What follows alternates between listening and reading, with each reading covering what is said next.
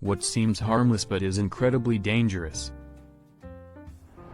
Walking off the boardwalks at Yellowstone, they have several signs pressing that even though the ground may look normal in those areas, it could be really thin. I've seen people do it anyway. Looks safe.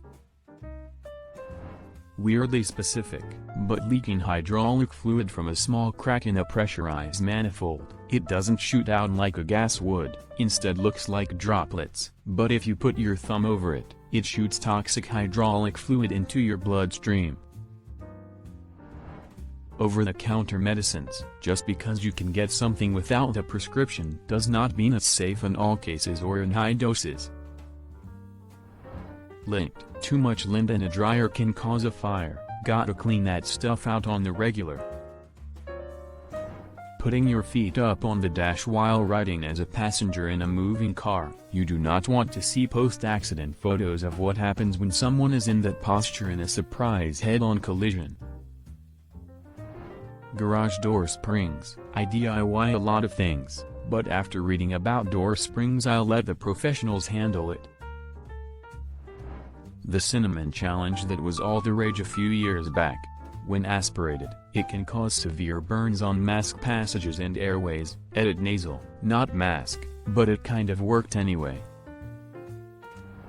Water in general, but fast-moving water specifically. 2 or 3 inches of water is all that's needed to sweep you off of your feet if it's moving fast. 12 inches of water will lift and sweep away a car. Water is heavy and will duck you up if you don't respect it.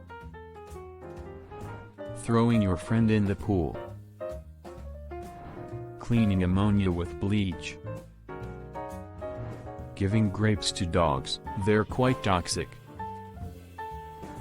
Cute little palm-sized octopi with cute little blue rings on it. Climbing a ladder. It doesn't even have to be a big ladder. Even one of those 2-step ladders are incredibly dangerous. One ill-placed step can change your entire life. Texting while driving. You might think this is obvious, but I see many people texting and driving every day. Not cool and definitely not safe.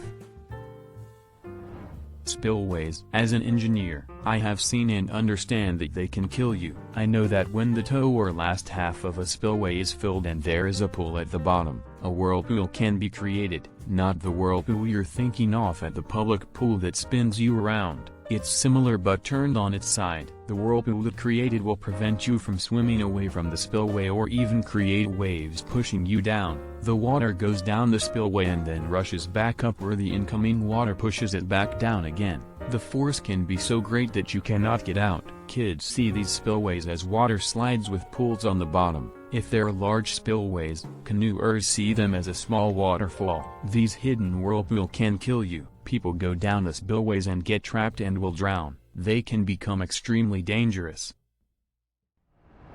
Plutonium. If no one told you what it was, you'd think it was just a random piece of metal. Cat bites. Cat fangs puncture deep and trap bacteria deep within your tissue, leading to horrible infections. You might think one isn't serious because it's not bleeding much, but that just means the wound isn't flushing properly. If you get seriously bitten by a cat, it's very important to go to urgent care so they can properly disinfect the wound.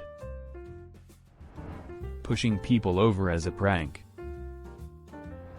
Confined spaces, above ground or worse, below the surface. If you do urban exploration, caving, or anything like that, get a 4-gas detector, clip it to your chest or belt, and set the alarm to max. If it makes a sound, get the duck out or you are going to die. Silicon chips. Very safe in the finished product form, but dear God, the chemicals involved are dangerous. One component in production is pure hydrogen and it is the safest one. Another is trichlorosilane. Its auto-ignite temp is 40 Fahrenheit. It's combustible on contact with moisture, which includes humidity. When it mixes with water and doesn't manage to explode, its temperature skyrockets and the byproduct is hydrochloric acid. I learned this while working in a polysilicon factory when they dumped it on my crew from an empty vessel. Pushing someone's face into a cake as a joke. Some cakes have little wooden spikes inside to support the cake. Saw a post where a girl's face was gored by one of these.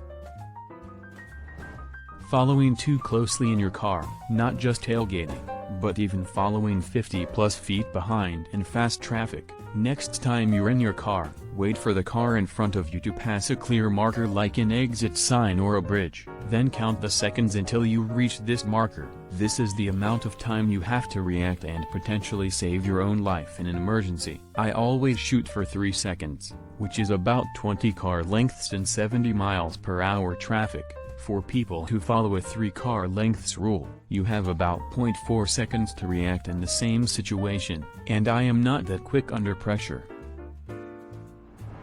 Grapefruit juice. By itself it's perfectly fine, but a lot of people aren't aware that grapefruit juice specifically has interactions with a lot of different drugs, both medical and recreational, and can be potentially very dangerous when combined. For kids, someone online with a sympathetic ear for their problems. Responsible adults will try to put you in touch with real-life help, not encourage a pattern of reliance and inappropriate intimacy. Bonus danger points on anyone who throws down "you're really mature for your age." Predators online work just like real-life hunting predators. Their first goal is to separate you from your herd. Garage door springs. People don't realize just how much tension those things are actually under. Never repair a garage door yourself unless you know exactly what you're doing. The stored energy in them is enough to break bones and sever limbs. There's that Peppa Pig episode about spiders, teaching UK kids that they are nice and friendly, and that episode is banned in Australia, so there you go. Here's my answer: Peppa Pig episodes. An unloaded gun, or even worse, an unloaded gun. There is a reason as to why gun instructors always tell you to treat every firearm as if it was loaded. Well, cows seem pretty harmless, but these guys aren't to be underestimated. I got attacked by a mother one for getting a bit too close to the calf. I was lucky the horns were specifically made to be round, otherwise I would have lived with one kidney from then on, since it rammed into my kidney, but not hard enough to damage, thankfully. Still hurt like heck after though. Cat scratch fever. Yeah, the song is pretty cool, but that's about it. A stray cat scratched my dad one time and ducked his shit up. Letting water from a freshwater source up your nose. Most of the time it will be fine, but every once in a while you'll get a brain-eating amoeba that has a 99.9% fatality rate. This is in the US as well. Mandolin slicer. Use the handguard, or lose a thumb. Dull knives. Dull knives are far more likely to cause an incident compared to a sharp one. Too much quick dopamine, instant pleasure. When you rely on it, it's not fun, because eventually those highs wear off and you're left with an even worse depression or state of mind.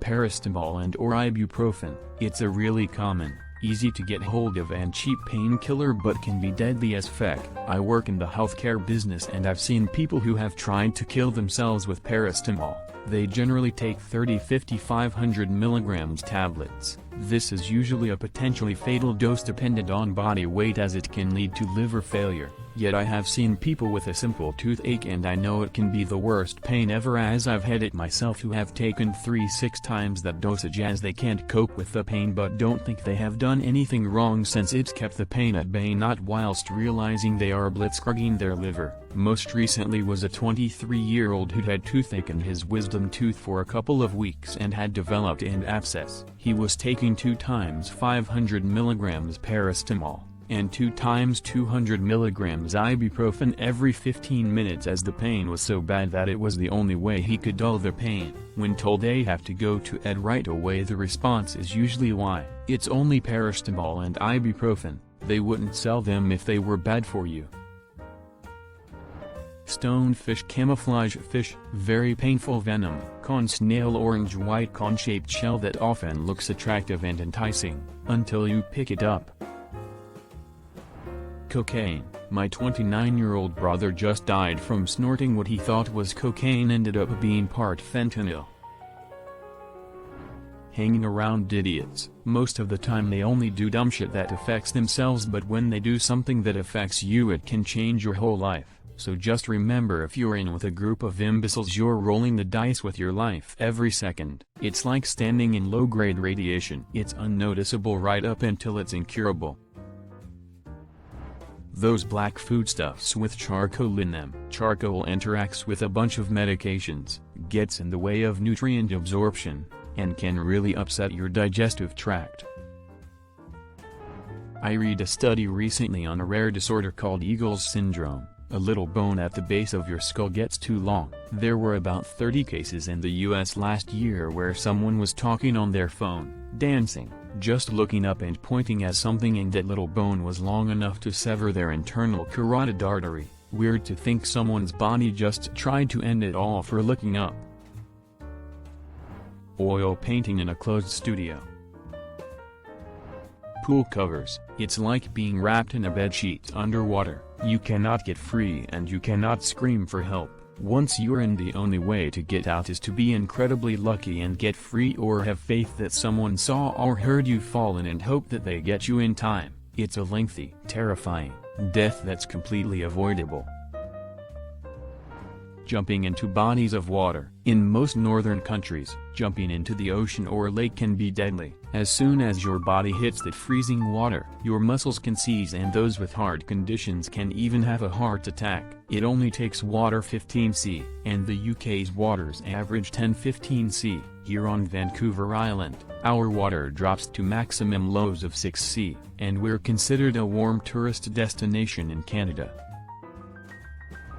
Driving. Jump into a heavy, metal, plastic and glass box on wheels. Point that box in the same direction as other boxes and accelerate. Hope that all the other human-controlled boxes are operated by competent human who is paying attention to the road, the conditions and all the other boxes moving around them. Do this every day. It astounds me that there's so few deaths per day involving vehicles. Consider subscribing if you enjoyed this video and if you want to see more of Reddit Universe.